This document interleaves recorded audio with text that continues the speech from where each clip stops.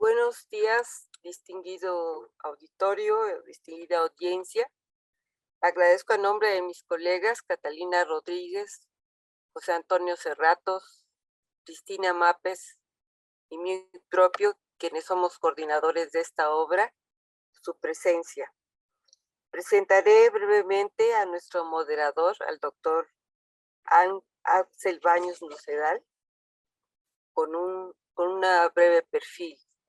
Él es egresado de la Escuela Nacional de Antropología e Historia de Lina, doctorado en Filosofía de las Ciencias por el Instituto de Investigaciones Filosóficas de la UNAM. Tiene 16 años de experiencia en la evaluación de la investigación y gestión de proyectos, de desarrollo y evaluación de políticas de investigación, así como en el ajuste e implementación de normas y procedimientos. Actualmente es subdirector de investigación en la Antropología Social de la Dirección de Etnología y Antropología Social. Y bueno, le agradecemos muchísimo que él conduzca esta mesa como moderador. Gracias. Muchas gracias, maestra Carmen Morales. Bienvenidos sean todos, a nombre del Instituto Nacional de Antropología e Historia y a nombre de la Dirección de Etnología y Antropología Social, a esta presentación del libro Respuestas acerca del maíz, la voz de 72 autores. Vamos a presentar 3 tomos, una obra que ha llevado muchos años de elaborar por la complejidad que tiene en sí misma su elaboración y no menos en editar, ¿verdad? Pero bueno, ya estamos en este punto de celebración que es la presentación del libro y quiero presentarles a las personas que van a estar con nosotros el día de hoy. Primero tenemos al doctor Javier Becerril García. Es doctor en Economía Agrícola por la Universidad de Kiel, Alemania, maestro en Economía Ecológica por la Universidad Autónoma de Barcelona, España, maestro en Urbanismo, Economía y Ambiente por la UNAM, licenciatura en Economía por la Universidad Autónoma Metropolitana de México y desarrolla investigación en Economía Ambiental y Economía de la Agrobiodiversidad. Ha sido coordinador general de posgrado, investigación y vinculación en la Universidad Autónoma de Yucatán y es presidente del Fondo Climático Península de Yucatán. También es miembro del International Center for Development and Decent Work en la Universidad de Kassel, en Alemania. Actualmente es profesor investigador del núcleo básico del doctorado en Ciencias Sociales de la UADY y colabora en el programa de estudios del cambio económico y la sustentabilidad del Agro Mexicano del Centro de Estudios Económicos del Colegio de México, AC, y la Universidad de California en Davis. Le damos la bienvenida y le agradecemos por estar aquí con nosotros, doctor Becerril. También estará con nosotros la doctora Margarita Rosales González, quien es investigadora del Centro INA Yucatán desde 1975.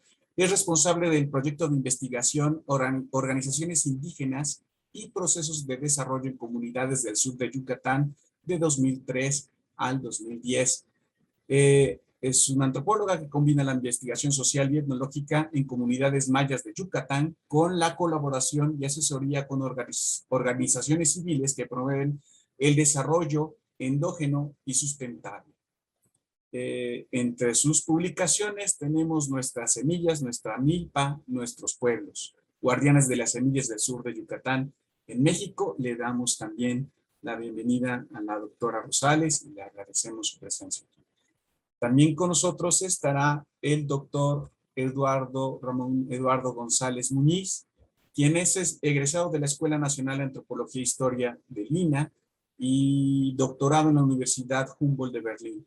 Su línea principal de investigación ha sido la historia e historiografía de la antropología y sus prácticas etnográficas. Desde el 2019, el doctor González Muñiz es director de la Dirección de Etnología y Antropología Social. También le agradecemos al doctor Eduardo González que esté aquí con nosotros. Pues sin más preámbulo y yendo a lo sustantivo, que es justamente la voz de nuestros presentadores para hablar de la voz de 72 autores en las respuestas acerca del maíz, le doy la palabra al doctor Javier Becerril. Doctor, por favor. Muchísimas gracias por esta cálida introducción y compartir con ustedes este panel, ¿verdad?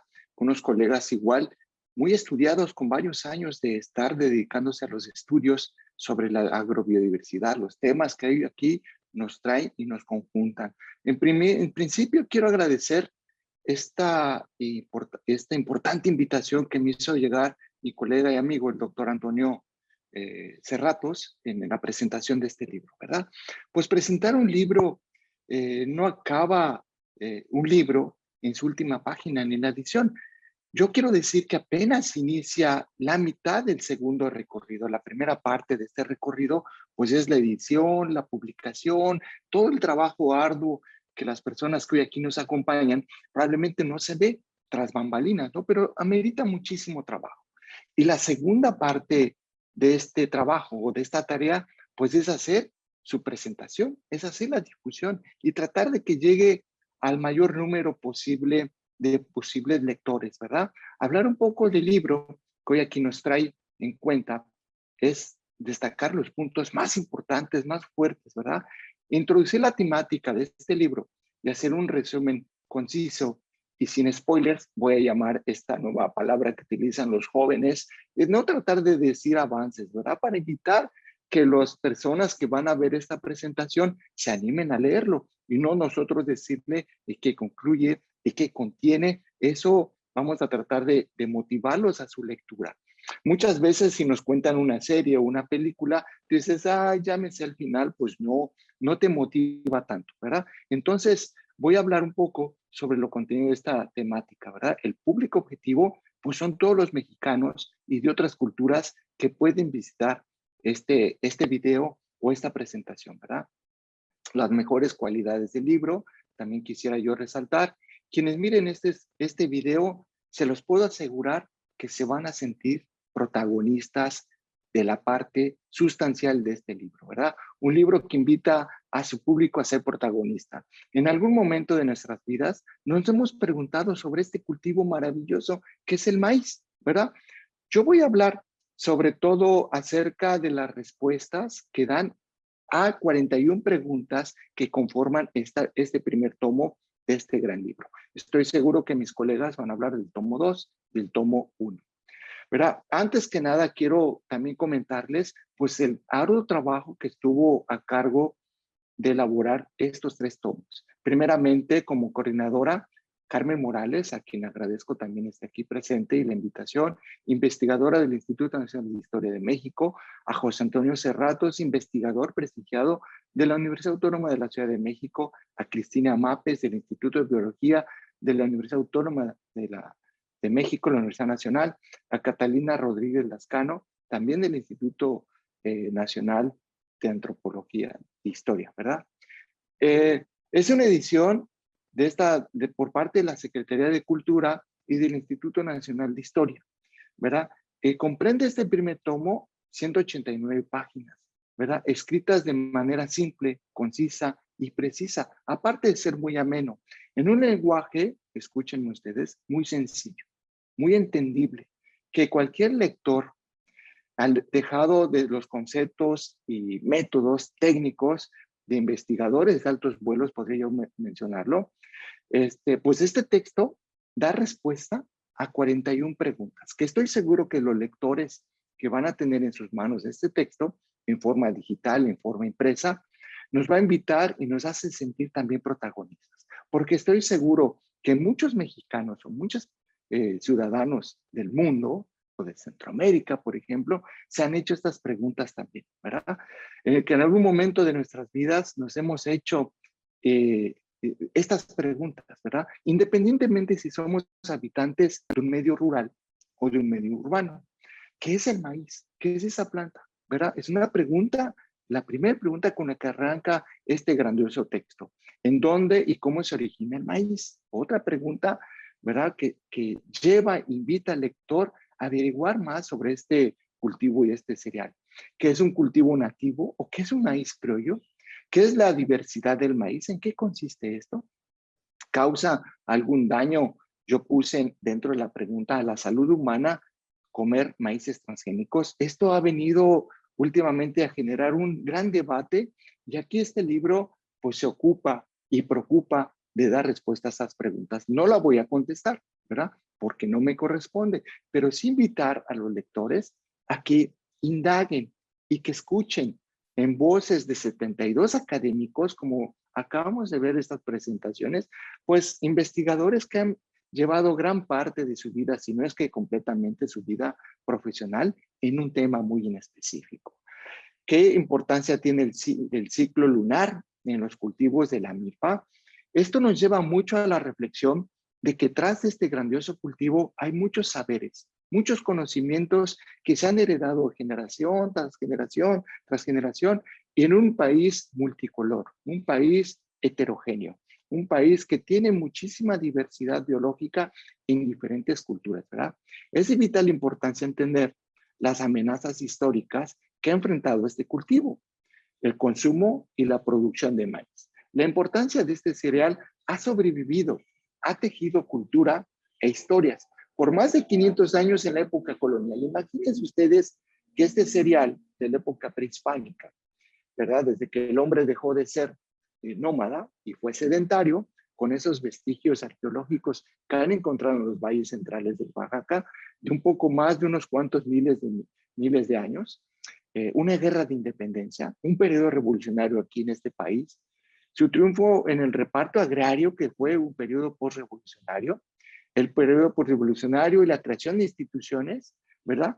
O los cimientos de un México próspero y moderno, durante el modelo de industrialización vía sustitución de importaciones y hasta llegar a la época reciente que aquí muchos de nosotros seguramente nos ha tocado vivir, ¿verdad? Que es la entrada de México en la globalización, arrancando en 1986, la puesta en vigor del Tratado de Libre Comercio con América del Norte, el Telecán, y ratificada, ¿verdad? Este Tratado de México, Estados Unidos y Canadá, llamado actualmente TIMEC.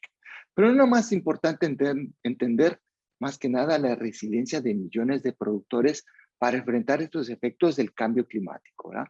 Es importante, sí lo quiero decir y ser muy enfático, valorar y reconocer los servicios evolutivos de este maíz, en constante cambio, en un sistema abierto y dinámico, ¿verdad? Que es abierto y dinámico en el que los productores pues intercambian muchas semillas. Este primer tomo nos ayuda a entender varias preguntas que nos hemos hecho millones de mexicanos desde generaciones atrás y me da mucho gusto que se elabore este trabajo porque va a dar respuesta a muchos millones más de ciudadanos en el país, en Centroamérica y en otras culturas seguramente, entender los retos que nos presenta el futuro, ¿verdad?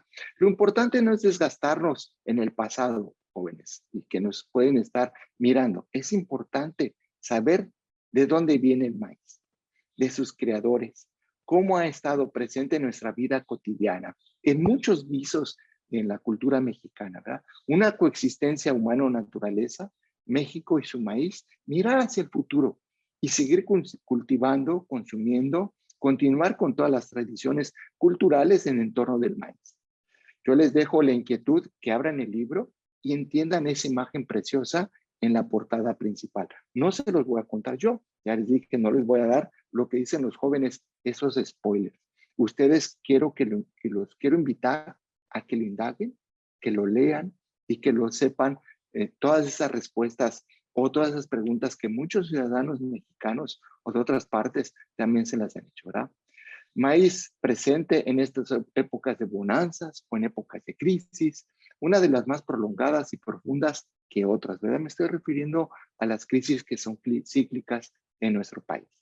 Es de suma importancia esta obra, el legado y herencia del patrimonio biocultural de nuestro país. En este primer tomo, da respuesta a 41 preguntas en voz de académicos, investigadoras, investigadores que han invertido, como ya les digo yo, una vida profesional completa a este cereal. Una muestra reciente, quiero que me escuchen, una muestra reciente de un intercambio de saberes entre personas locales y académicos que han dado su vida y profesión al estudio de este cereal, ¿verdad? Un estudio intercultural, sin lugar a dudas, ustedes van a ver diferentes lenguas indígenas con las que ellos pueden intercambiar e interpretar. Sin lugar a dudas, es un texto interdisciplinario. Pues sin más preámbulo, yo les dejo en las manos este grandioso texto que estoy seguro que ustedes van a leer de principio a fin en una sola sentada.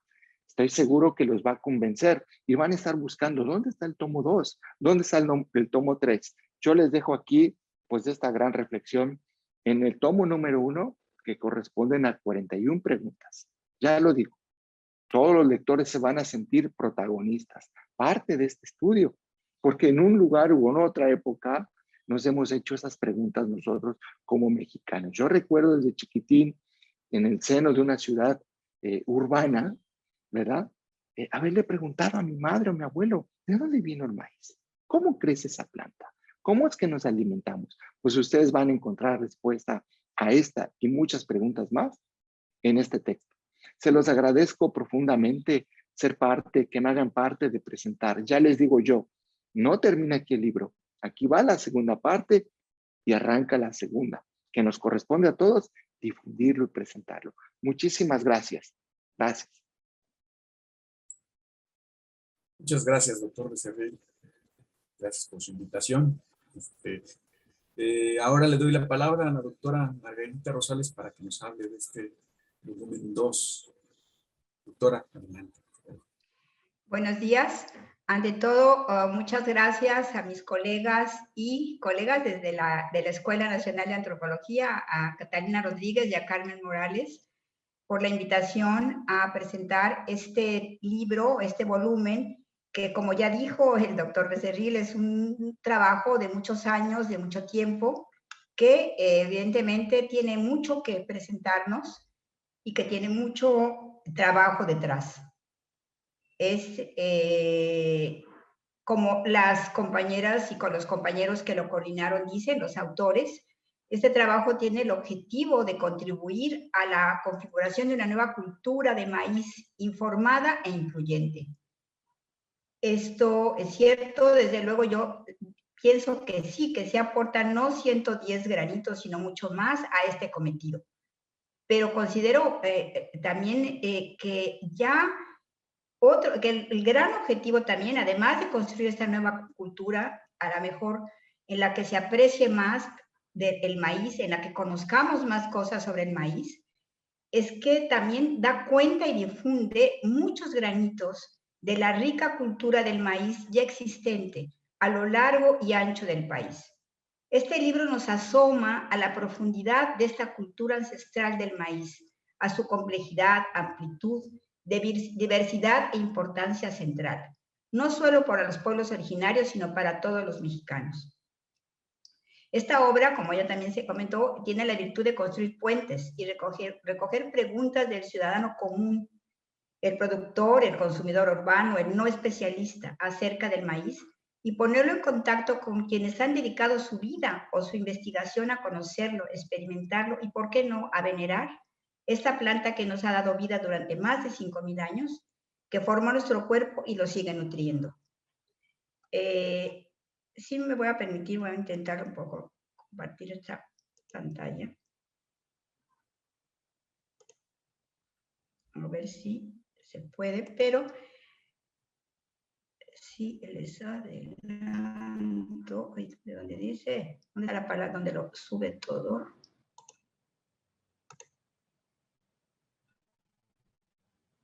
Bien, aquí solamente quería, un poco a diferencia del autor anterior, pero del presentador anterior, bueno, yo los quiero motivar presentándoles algunas chispitas del libro o algunas cosas que me parece que me llamaron la atención, detalles que las preguntas o de las muchas preguntas que están contempladas en este volumen. Este volumen da cuenta de la complejidad y amplitud con la que puede tratarse el maíz en 4 capítulos diferentes entre sí y complementarios en algún momento dado: el maíz prehispánico, la supervivencia, difusión del maíz en el mundo, nutrición, procesos tradicionales y estrategias de producción, y movimientos sociales en defensa del maíz.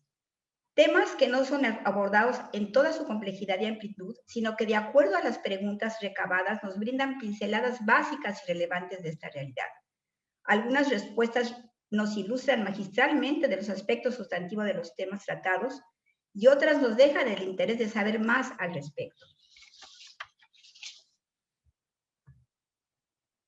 En el capítulo 3 y 1 de este tomo se aborda el origen y antigüedad del maíz en Mesoamérica, a partir de evidencias arqueológicas y etnohistóricas.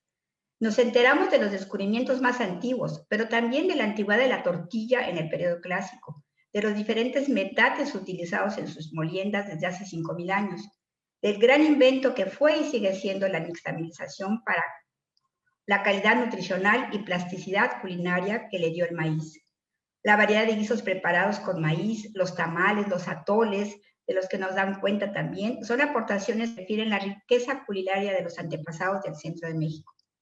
Nos enteramos de los tipos y la antigüedad del metate y del metlapili, o piedras de molienda, en la bien lograda respuesta que se nos da de esto, o bien de las piedras de molienda en la península de Yucatán, en uno de cuyos tipos mencionados, pero sin imagen, mostramos aquí. Se nos comentan algunos aspectos de las deidades sobre el maíz, pero como les decía, el libro invita a leer más, a conocer más. Estas son algunas pinceladas de cuestiones que se nos hablan, que se nos comentan ampliamente de cómo aparece el maíz en las esculturas y cómo se presentan y nos hablan del dios del maíz entre los mexicas, que se desdoblaba, que se expresaba según las diferentes advocaciones del ciclo agrícola. Toda una riqueza de nuestros antepasados y también actual. Nos hablan de la riqueza culinaria, de prácticas religiosas que siguen presentes diariamente en los rituales de la milpa, y también se nos abren ventanas al respecto. Y también, bueno, es muy, muy agradable oír toda la cantidad de guisos que se hacían, o sea, que se elaboraban con el maíz, no solamente de guisos, sino de bebidas, de diferentes bebidas, que realmente cuando lo lee uno, pues así como que se antoja, ¿no? Si ya conocemos toda esa riqueza culinaria de México, también me imagino que esa, desde los tiempos antiguos prehispánicos, estaba presente. En el capítulo 4 nos enteramos de la paradoja de que si bien el maíz es el cereal más producido en el mundo, no es de igual manera consumido como alimento y en todos los países. Y sobre todo nos hablamos de que los países que más lo producen no son los que más lo aprecian o consumen.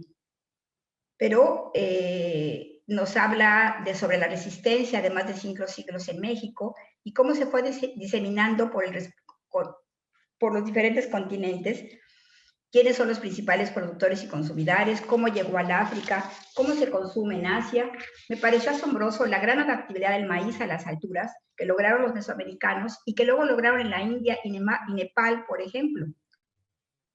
En el quinto capítulo, Carmen y Catalina nos recuerdan cómo el maíz en sus 9.000 años de existencia se ha convertido en el eje de la alimentación de billones de personas y que cumple con los requerimientos necesarios para ser considerado un buen alimento de los nutrientes que proporciona.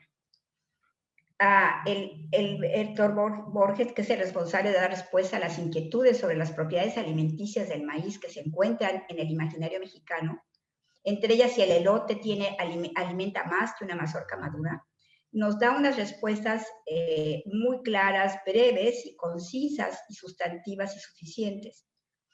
De manera semejante nos enseña por qué es importante el proceso de nixtamalización, hazaña lograda por los antiguos mexicanos desde el posclásico.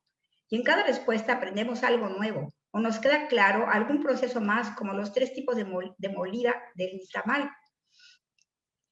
Gracias a la maestra Morales nos enteramos también de las características de una buena tortilla y de las muchas variedades y colores que hay en las mismas, o aprendemos cómo se hace una buena tortilla. También nos hablan de la comercialización de algunos productos derivados bueno, no del maíz, sino de la misma planta, como las hojas de maíz para hacer tamales, o de las hojas que se utilizan para cubrir los tamales, que son muchas y muy variadas. Algunas se escogen por su textura y otras por el sabor que impregna el tamal. Ni qué decir de la variada muestra de las artesanías elaboradas con distintas partes de la planta del maíz, en la que dan cuenta también Carmen y Berenice. Sobresalen las figuras de santos de caña, que entendí son una tradición muy antigua. Esta fue una de las respuestas que más disfruté, además, claro, de las culinarias, de todo lo que nos dicen al respecto. La pregunta relativa a las principales estrategias de producción de la economía campesina ha estado presente en las investigaciones y en las inquietudes de Carmen y mía desde hace muchísimas décadas, bueno, varias décadas. Cada quien la abordó en distintos momentos y lugares, llegando a resultados que corroboran los principios de estas unidades de producción para las cuales el maíz es todavía el producto más importante para su consumo. La principal estrategia, tanto al interior de la siembra, que es el policultivo, como la milpa o la parcela o huerta diversificada, o entre distintas parcelas sembradas por un agricultor y su familia, es la diversificación de cultivos y parcelas. La misma economía de la familia es diversificada, combinando diversas actividades productivas de los miembros de la familia o bien asalariadas dentro o fuera de la comunidad. Esto es un aspecto central porque es parte de las cuestiones por las cuales todavía el maíz existe y está presente en muchas unidades de producción. El último capítulo refiere la cuestión de los movimientos sociales y me llevó también directamente a la experiencia que acompaño en Yucatán y que observo desde hace 20 años. Un colectivo de guardianes de semilla del sur de Yucatán, que son uno de los tantos actores de este movimiento, ya que participan activamente en la red de defensa del maíz. En la introducción nos hacen un recuento muy acertado de este movimiento que se aglutinó en torno a la defensa del maíz frente al maíz transgénico, que si bien provenía de viejos movimientos en torno a la tierra y a las condiciones de producción, y ciertamente son el maíz, la agroecología, la seguridad alimentaria, el derecho a la alimentación adecuada y el buen vivir, de acuerdo a su cultura y sus recursos naturales, los temas que hoy aglutinan este movimiento de grupos de base, regionales, nacionales, que incluyen productores, organizaciones campesinas e indígenas, organizaciones civiles y ambientalistas, investigadores y luchadores sociales. Aglutinan actores internos y externos, y en todos estos y para todos estos el maíz es central. Sobre el Día Internacional del Maíz, por ejemplo, el 29 de septiembre, me enteré porque no me había caído yo en la cuenta, aunque sabía que el 29 de septiembre se celebra San Miguel Arcángel, y San Miguel Arcángel es también una vocación, bueno, ha venido a ser la vocación de Chac en la zona maya de Tlaloc, que fue fue escogido por esto, y claro, pues es obvio, y es una muy buena elección, ¿no? La defensa del maíz empieza con su cultivo, con la resistencia de su agricultura tradicional como corazón de sus saberes sociales comunitarios frente a la agricultura industrial. Esta es una frase que comentan en alguna de las respuestas de las autoras, y ciertamente así empezaron y proclaman los guardianes de semillas, porque participan con firmas, proclamas y adhesiones, o acuden a algunos de ellos a reuniones con la red de defensa. Pero lo más importante que ellos dicen es que resisten sembrando y conservando sus semillas en el día a día, y su sueño es incorporar a las nuevas generaciones en este cometido.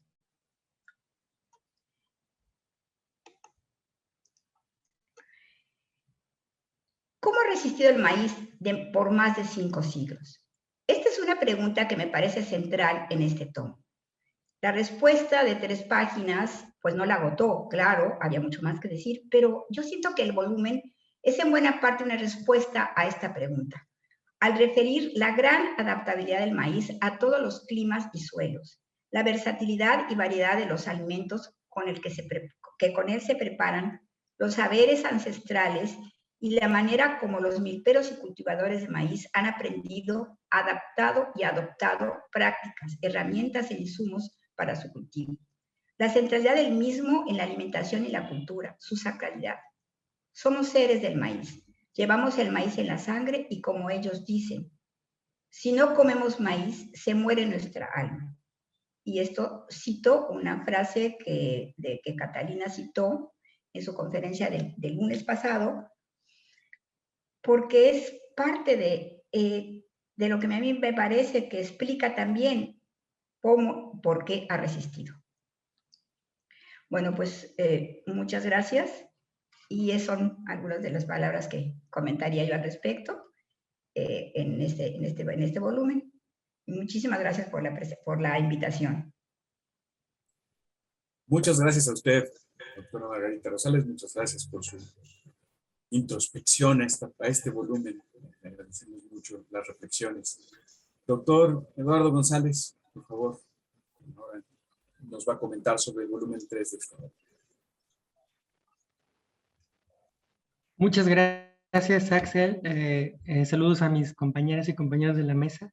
Quiero agradecer primero a la maestra Carmen Morales y a sus colegas, Cristina Mapes, Catalina Rodríguez Lascano y José Antonio Cerratos, por la invitación para comentar este tercer volumen de esta estupenda y maravillosa obra sobre el maíz. El tercer tomo concentra los capítulos 7, 8 y 9, y tiene que ver con el maíz y la cosmovisión entre los pueblos nativos de América. Se trata ni más ni menos que un gran tema histórico y antropológico en México, y acaso sea hoy en día el gran tema de la antropología mexicana, de la etnología histórica, o, si se prefiere, de la antropología americanista. ¿Por qué? Bueno, como todos sabemos, en el artículo 2 constitucional se consagra la composición pluricultural de nuestro país, sustentada en las poblaciones que habitaban el territorio actual al iniciarse la colonización. Pues el sustento civilizatorio de estas poblaciones ha sido, históricamente, el maíz. Sin maíz no hay país pluricultural. Más aún, en las Américas, este proceso civilizatorio ha detonado la diversidad cultural y poblacional. Justamente estas cuestiones se tratan en los capítulos 7 y 8, es decir, se abordan temas relacionados con el maíz en la cosmovisión y en las prácticas culturales. Como se muestra en este y en general en los 3 volúmenes, el maíz tiene grandes posibilidades para producirse en distintas condiciones climáticas, a partir de sistemas de producción diversos y de prácticas culturales también diversas de manejo de recursos. Justamente es el tema del capítulo 9, que cierra este tomo 3 y toda la obra en general. Podemos considerar seriamente que el maíz es la precondición de la diversidad cultural. El maíz no se produce en serie en naves industriales, afortunadamente. Entonces, la cuestión en torno a cuáles son las posibilidades de producción del maíz necesariamente nos lleva a preguntarnos por las condiciones de posibilidad de la diversidad cultural en México. Por otro lado, la cuestión en torno a cuáles son las posibilidades de producción del maíz necesariamente nos lleva a preguntarnos por la diversidad cultural. La pregunta por las posibilidades es una pregunta entonces también por la soberanía y la diversidad alimentaria de toda una nación. Una nación que es autosuficiente desde el punto de vista alimentario, es soberana desde el punto de vista civilizatorio, y desde el punto de vista de una fuerza histórica capaz de producir diversidad cultural. Por ello es un gran tema para la antropología contemporánea en México, porque se debe abordar necesariamente y de manera simultánea la problemática energética, alimentaria, civilizatoria, ecológica y biocultural. Todo ello en función de una sola y gran cuestión: el maíz entre los pueblos nativos de América. Por otro lado, me gustaría destacar la introducción que ha escrito Beatriz Albores. Es un marco general, se puede considerar. Ella habla de la trascendencia del maíz en la conformación de la cosmovisión mesoamericana, con especial énfasis en la Cuenca de México. Más puntualmente, Beatriz Albores destaca la estructura de las 4 fiestas, que se ha documentado a raíz de un auténtico descubrimiento etnográfico, tanto en la zona lacustre como en general en el área mesoamericana. Todo este complejo ritual y festivo que Beatriz Albores documenta y expone en su texto tiene como eje, desde luego, el ciclo agrícola del maíz y otros cultivos. Es decir, está vertebrado no solo por las diversas concepciones del mundo, sino fundamentalmente por la forma en que los pueblos de raíz mesoamericana tradicionalmente se han vinculado con su entorno natural y cómo lo han transformado para propiciar la cosecha del maíz. En consecuencia, la cosmovisión, la preparación y sus rituales del maíz y los diversos sistemas de cultivo y conservación tradicionales constituyen los 3 grandes bloques temáticos que agrupan 38 respuestas con sus respectivas preguntas en este tercer volumen. Ahora bien, quisiera destacar el carácter y el formato divulgativo de esta gran obra en 3 tomos. En especial, el importante trabajo de recopilar dudas comunes acumuladas a lo largo de muchos años de investigación y de divulgación, y sobre todo de ofrecer una respuesta puntual, concisa y documentada sobre el maíz en todas sus dimensiones.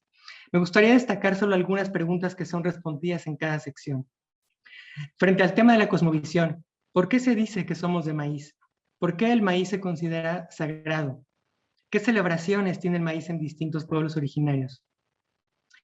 En el capítulo 8, usos rituales y culinarios, ¿cuáles guisos y cuáles bebidas se pueden preparar con maíz? ¿Cómo se consume el maíz en Europa? ¿Qué usos se dan al maíz con fines adivinatorios? Y finalmente, en cuanto a los sistemas de cultivo, pues, ¿qué es la milpa? Es una pregunta y una respuesta que aparece. ¿Cómo afecta al maíz el cambio climático? ¿Cómo se relacionan los sistemas tradicionales y modernos de cultivo del maíz? Entonces, aún hoy en día, a pesar de contar con una diversidad de medios para la comunicación disponibles para las diversas ramas de las ciencias y en particular de la antropología, me parece que las personas de ciencia tienen una deuda histórica permanente todavía con la sociedad amplia, con aquellas personas que no se dedican de manera profesional y especializada a investigar estos temas. Y esta obra es un gran paso en esta dirección mediante la recuperación de lo elemental, preguntas y respuestas concretas y asequibles. Considero en consecuencia que es momento de premiar formalmente los trabajos de divulgación en las materias antropológicas que se desarrollan en el Instituto Nacional de Antropología e Historia, y esta obra en 3 volúmenes sin duda se merecería ese premio. Quiero finalmente cerrar mi participación con un comentario respecto a las imágenes que ilustran este y los 3 volúmenes en general. Pues forman parte esencial y no solamente accesoria del trabajo de documentación y de divulgación. Quisiera destacar al menos 2 que me parecieron extraordinarias, pero las imágenes abundan y son todas ellas maravillosas. Me llamó mucho la atención, por ejemplo, la extraordinaria imagen de la tabla de estambre birrárica con la representación de la deidad de la fertilidad, o bien una imagen de la página 61 que documenta la elaboración de los tamales para la petición de lluvias entre la población nahua de la montaña de Guerrero, o bien el baile de las milpas en Tlapa Guerrero, en la página 62, fotografías del maestro Samuel Villela. En conjunto, me parece que hemos ganado muchísimo con la publicación de esta obra en 3 volúmenes y pues no me resta más que decir gracias por su atención y felicidades por este gran esfuerzo colectivo. Muchas gracias, doctor Eduardo González. Muchas gracias al doctor Becerril, también a la doctora Margarita Rosales, por desde sus diferentes perspectivas y desde sus muy particulares estilos nos han invitado a esta lectura, de la cual quisiera resaltar un par de cosas también, ¿no?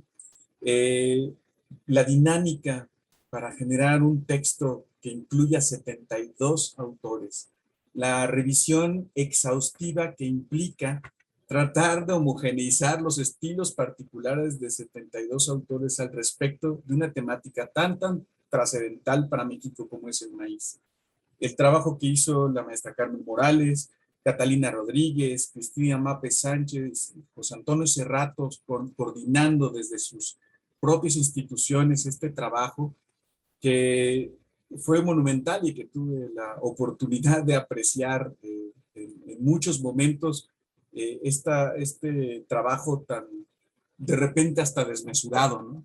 Tratar de editar esta publicación que al principio eran 100 preguntas, terminaron siendo 72 y que fue cambiando por sus ilustraciones, por la búsqueda de ser cada vez más cercano al público al que se estaban dirigiendo, que es el público en general.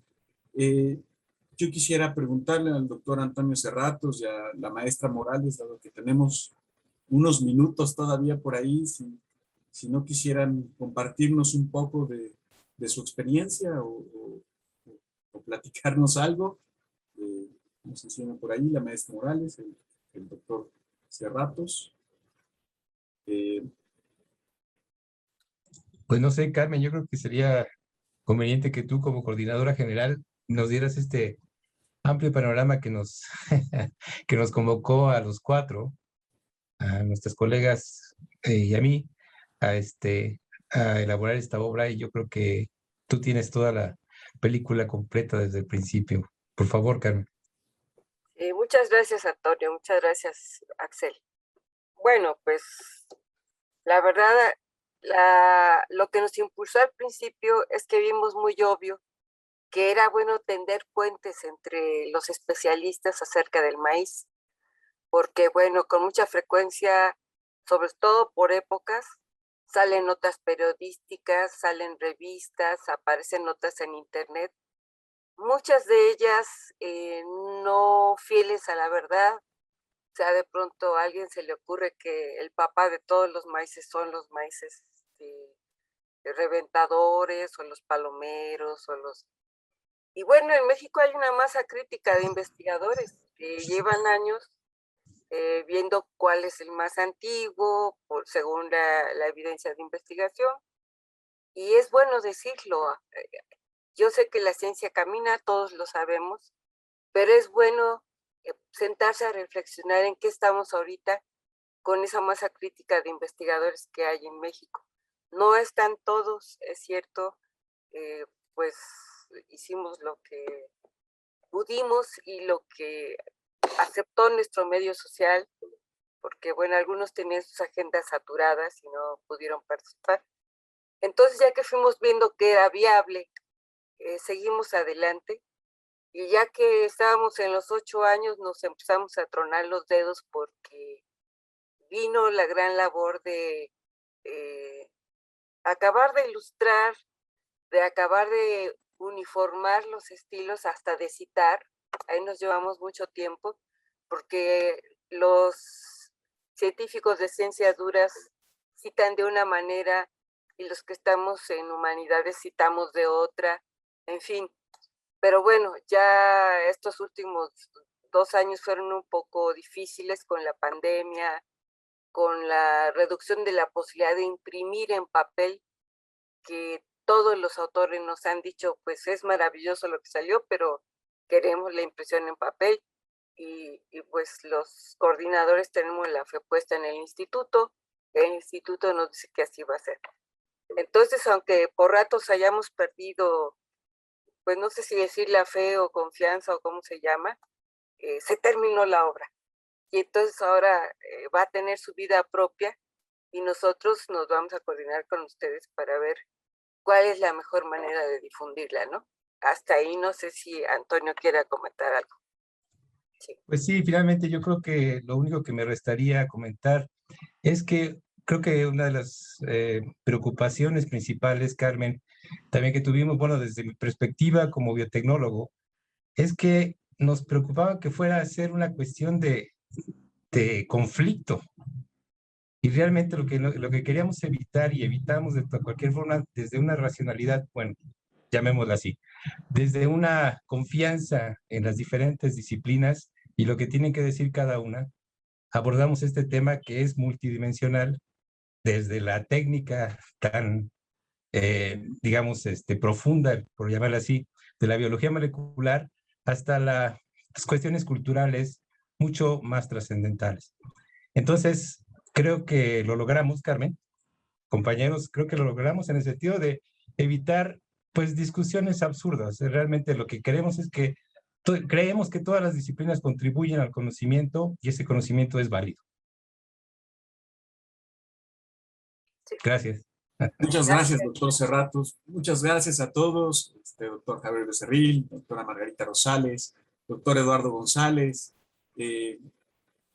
Muchas gracias por estar aquí, por compartirnos su perspectiva de este texto, que insisto, es monumental en cuanto al trabajo que lleva detrás, ¿no? Y bueno, pues este es el festejo, ¿no? El festejo de todo libro es su presentación, ¿no? Y el gozo de todo libro es leerlo, así que pues ahí está, invitamos a todos a leer este texto, a perderse en estas preguntas, a discutir con los 72 autores que están aquí representados, y pues no queda más que agradecer a la gente de medios, a la gente de la coordinación de difusión, a la gente que organiza la fila. Muchas gracias, y pues creo que todavía ahí habrá tiempo para algunas preguntas y trataremos de abordarlas en su momento. Gracias.